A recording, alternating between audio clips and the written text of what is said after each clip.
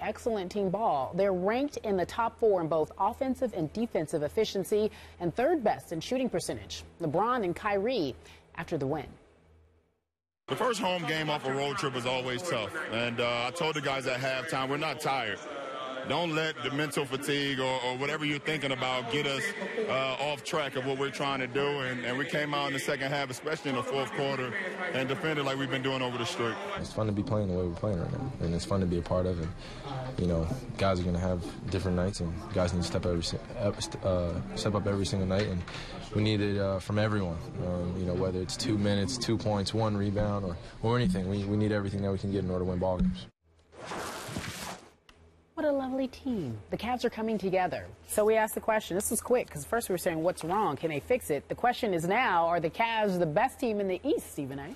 Well, they look like it because they're rolling right now. And even though Atlanta is on a 7-game winning streak, I don't put Atlanta in the same equation as the Cleveland Cavaliers. We know that they're a respectable team. Budenholzer is really doing a good job, considering the controversy involving Danny Ferry in the offseason. It's a testament to him and his coaching ability that he's there doing the job that he's done, because it easily could have been a distraction for that city, and the team has not allowed that to fester because they've been performing. But when I look at the Eastern Conference, I still believe, and again, the big if is the health of Derrick Rose. But if Derrick Rose is healthy, I don't believe anybody is beating the Chicago Bulls in the Eastern Conference. I believe that the Cleveland Cavaliers would have the best chance. I believe that the Cleveland Cavaliers right now look like the best team in the East because they're starting to roll, and you've got Kyrie and LeBron and Kevin Love playing the way that they're playing with Anderson Varejao, with Tristan Thompson doing some things off the bench. I'm pleased with what I'm seeing from them. But in the end, I got to tell you this. It's 2 teams that I'm going to watch out for.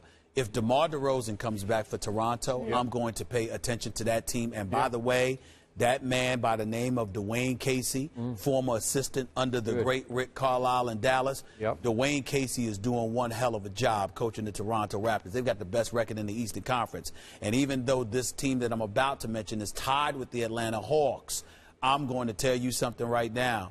Mr. Randy Whitman is doing an outstanding job as the head coach for the Washington Wizards. They fell off the wagon after Gilbert Arenas basically ruined that franchise with his juvenile behavior after they had invested over $100 million in him. It took them a while to get it on back. I was worried about Ernie Grunfeld for a while. But John Wall is putting everybody on notice that all these elite point guards that you talk about, let's not forget about him. Bradley Beal is back in the lineup. He's doing his thing. When Nene, along with Martin Gortat, are healthy on that front line, and they have added the closer, a champion, in Paul Pierce, who, by the way, that game against Boston the other night, they're winning a double overtime, that big-time shot that he hit for 3 to tie the game with John Wall doing also what he's doing. Let us not ignore the Washington Wizards. They've already beaten Cleveland once this year. And I think that they can make things incredibly interesting in the Eastern Conference. So, of course, Chicago and Cleveland are there, all right? I'm not sold on Miami only because of the health of Dwayne Wade. I question that. He's healthy, all bets are off. They'll be coming. But I'm not ignoring the Washington Wizards and the Toronto Raptors. Look out. They will have something to say about supremacy in the Eastern Conference when all is said and done. I'm surprised you glossed over Atlanta. I did. I like Atlanta more than I like Toronto or Washington. Oh, I don't. I do with Al Horford back. They were pretty good last year without him. Yeah. I still don't believe that. I'm not sold. I'm not sold. Okay, let's go back to the best team in the East. I like them, but I'm not sold. I'm a little surprised because you've cooled on your Bulls. You're bullish on the Bulls for a long time. I'm bullish, but I'm just saying, man, every single week we're wondering if Derrick Rose is going to play. That's why I have nothing to say. Well, but if he's healthy, they're my pick to come out of the East. That's why I didn't pick them. And by the way, I don't know about that. Dwayne, what's that? Would you have picked Chicago if you knew Derrick Rose was healthy? Yeah, I've told you from the start. I just don't trust his longer-term health. I thought you would have picked Cleveland regardless. That's what I'm saying. I'm sorry. No. By the way, the Heat had a big win last night at Phoenix. I'm not sure Dwayne's back quite right yet, but Chris Bosh played huge last night, so they might come a little bit later. Back to the Cleveland Cavaliers, who are the best team at this moment in the East. LeBron James was special last night. I was impressed. And obviously, I'm never easily impressed. But he just flat out took over the game. No DeMar DeRozan, as you point out about Toronto. But LeBron James just said, this game belongs to me. And he had his best offensive game yet as a new old Cleveland Cavalier. He makes 12 out of 21 shots. He made all 9 of his free throws, some of them big down the stretch. And he made a big 3 just under a minute left. I think it was 48 seconds left, to basically win the basketball game. And what I've loved about him over this streak of theirs is that over the 8-game streak, his assists have gone up from 6.8 to 9. And I told you when they were struggling, LeBron has to have the ball in his hands. When he wants to be, he can be the best initiator of an offense in the NBA. Beyond Chris Paul, to me, he can play point guard, pure point guard, better than Chris Paul can play it, in part because LeBron is, what is he, 6'9"? He calls himself 6'9", 6'8" or 9? 6'8". Yeah, 6'8".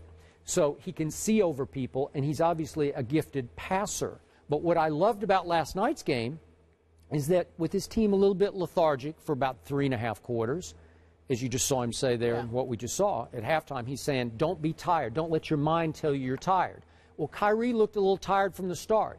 Kyrie wasn't playing much defense last night, but Kyrie willingly took the back seat last night to LeBron James. Kyrie wound up with 10 assists, so they kind of reversed roles, and Kyrie was happy to sit back and say, I'll only take 12 shots to your 21 tonight, because usually it's Kyrie playing the 2-guard. But last night, Kyrie had the 10 and let LeBron just carry him all the way home. And after LeBron made his 3, it looked like he was mouthing to the crowd as he ran toward the bench, this is why I came back, it was a cool night. It was a good game, again, with a team without one of its better players. And maybe Toronto will be the factor and force that you say they will be later, but this team is figuring out how to do it. And I got to give one quick nod to Matthew Dellavedova. Have you been checking him out? I like him. Hey, he is their Patty Mills. The Spurs' Patty Mills was their spark plug last year, and they don't have him this year, maybe until January or February. But, again, both of them from Australia. Dellavedova, a little different player. But on defense, he's impressive. Hey, they missed him. He missed 15 games with a bad knee. Yep. Now he's come back. He's their spark plug. He played the whole fourth quarter last night. He D's up on people, and he makes things happen. He's got a little bit of Ginobili going on where he just forces things.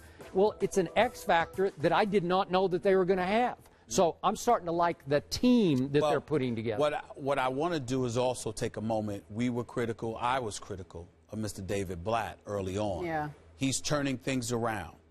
Some of the things that he wants to do. Really, I mean, if you think about it, if they're successful doing it, it's kind of brilliant. What he wants to do is he wants to attack a defense while you're rotating. Whatever the strong side is, he wants to quickly switch the ball over to the weak side, have you rotate and attack your defense while you're in rotation mode. When you look at what he's doing right now, the way this team is doing things with such fluidity, I have to give him credit for that. He's got a staff, Larry Drew, former head coach in Atlanta, Milwaukee, Tyronn Lue, the lead assistant to Doc Rivers, been learning. I got to tell you, in timeouts, it looks like Tyronn Lue's doing the coaching. That's just me. I'm just telling you, and you know what? And you know what? He's going to be a head coach. There's no question in my mind about that. I just think that they all deserve a lot of credit right now with what we're seeing them do, because everybody's playing a specific role. They seem to be coming together. And if we're going to sit there and talk about what they weren't doing, now that they're doing it, we want to give them some credit for that. For a while, give David Blatt some credit. For a while, I wasn't sure that Ray Allen would want to come back at midseason to this because it looked like a mess. And now I'm starting to think he's coming. Maybe he would. Maybe Game he would 6? consider. It's possible. I don't think my personal belief is I think that he's contemplated seriously retiring, but I don't think Ray Allen is going to retire. I think he's too gifted. I think he still has so much to give, and he's a rarity in this respect. Dude went to UConn, okay?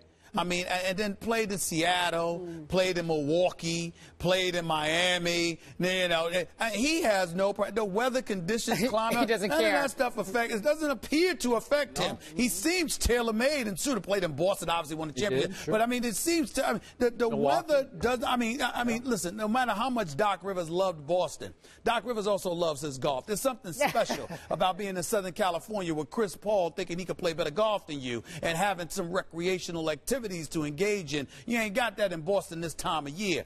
But Ray Allen, he's one of those dudes, him and KG, they don't seem to care too much about the weather. I mean, it doesn't matter where they are. As long as they're balling, they're okay. So I think that helps Cleveland. Okay. Because if it wasn't for that, I would wonder, you know, where's he going to go? Because you got to remember, San Antonio would love to have Ray Allen, too. I know, but you don't see it happening? I don't see it. I don't think they need him. He's needed more in Cleveland. He's needed more. I thought you were leaning toward saying he was going to the Clippers. No. Well, listen, the Clippers are a consideration. They would love to have him. They need a 3 more than anybody because even though Matt Barnes can defend, they still need somebody else. But I don't know if Ray Allen's that 3, but he's definitely a sharpshooter. You got to take that into consideration. You got to take Popovich into consideration because every player in the league admires how he manages players' minutes. Okay. They think he's brilliant with that. Okay. But, of course, Cleveland appears at the moment to be an ideal situation for Ray Allen. Cleveland or Chicago. All right. Did you just explain why you spend so much time in L.A.? That's what I was hearing, too. I was hearing that. No, you would be in the golf. Me, personally, I would love to be in L.A. You think? You know what? I just have this You want to be in L.A., too? Maybe in a couple of days you might just be in L.A. again. Is that possible? That is possible. Yeah, I think I just gave you the idea. You may just say, I'm going to LA. I mean, Hollywood does call from time to time. Does it now? It wants you. It needs your services. I wouldn't say it needs me, but it does appear to want me sometimes. Oh, it needs you from time to time. All right, quickly, with the gentleman. They need George Jefferson's look-alike. We've asked what is the best team in the East, and apparently it is the Cavs. Stephen A. says, wait, hold on, Raptors and Wizards are coming. That's right. Do not forget. You say don't gloss over the Hawks. Do not gloss. All right, we leave it there, and we head over to the... I respect them. They just don't move me, but I respect them. They're not scrubs. They can play. I'm going to Atlanta this weekend. I'll see. Uh-oh, trouble. It's Week 15 in the NFL and the NFC South.